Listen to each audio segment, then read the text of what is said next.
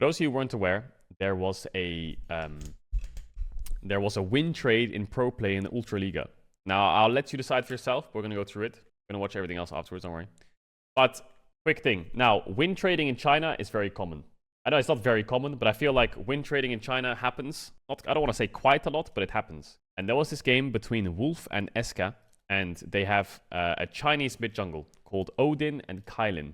And what happened was, the game started out kind of normal. I don't think there was anything too sus, you know? The Jace and the Lee Sin are kind of doing well. They're not like running the game down. But as the game kept going on and Wolf kept winning, the Jace and the Lee Sin seemingly started to play worse and worse and worse and worse, doing some of the most outlandish things you'll ever see in your life. Hey, it would really help the stream if you could subscribe to the channel for updates. And now, the top and bot lane, I don't think were involved, because the top and bot lane were sweating for their lives. They were playing really well. They were doing everything they can to win. Like, you can just see some sussy things start to happen as the game goes on, you know, like, small things. Like, what's that Lee Sin doing, you know? It's kind of weird that he went in there, right? They're in, like, 4v4, wastes his flash as well and dies. Jace, his Lee Sin just died. Why is he queuing in hammer form? Does he think he can really one-shot that Varus? So things started to get a bit weird, okay?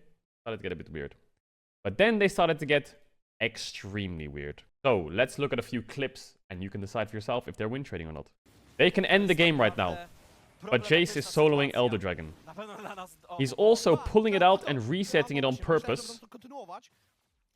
And then, as they're doing the dragon, he's not actually hitting it. He like hits it, runs away. Hits it, runs away. He wants it. Look at Lee Sin as well. He could Q right now and get the dragon.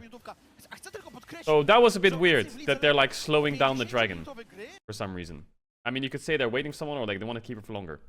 Look at this as well. They just want to fight. They could probably end the game here. All they have to do is push in mid. What's Jace doing? Well, he's channeling a recall.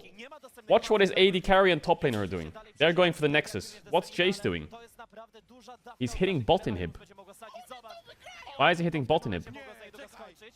Kind of weird. And now he says, I can one-shot Corki. Dead.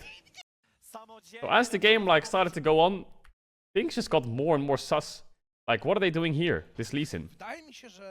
His Jace is dead and they have Elder Dragon. He W's in, kicks the Corki and flashes away.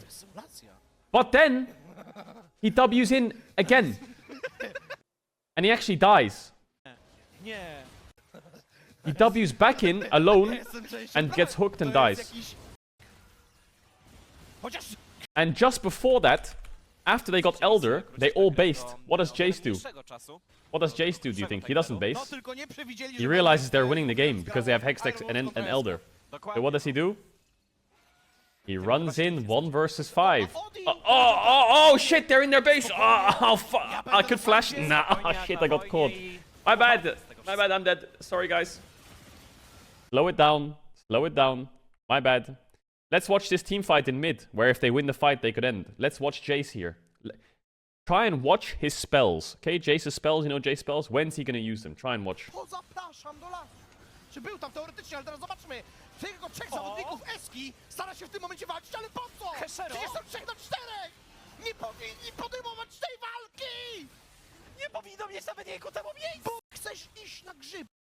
Huh?